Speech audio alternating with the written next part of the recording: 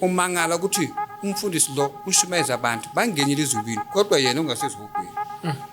That means laphaya in heaven you don't enter the kingdom of heaven because you were a pastor. No, you only enter heaven, the heaven of the Lord because your name is written in the book of life.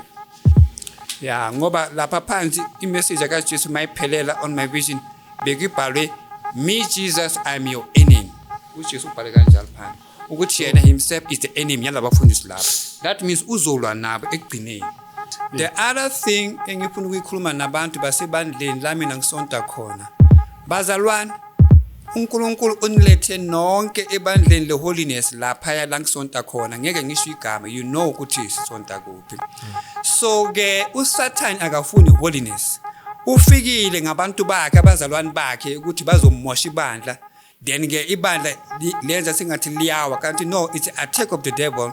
Into engifuna ukuyisho mina brother Enigma ukuthi I just took a break ukuthi siyothandaza nani ekhaya nithandaze. After ukuthi sithandaze mina nomfundisi Mota sizoza la ku Christ Network sizokhuluma nani abazalwane ukuthi anything is sorted. Into efuna ukuthi yenzeke ukuthi ama devilship angena esontweni siyowakhipha. Ngoba kunabazalwane who are called devil defenders. Baza esontweni njengabazalwane bagqoka holiness kanti bazele ukuzo attack ibandla likaNkulunkulu. So baya attack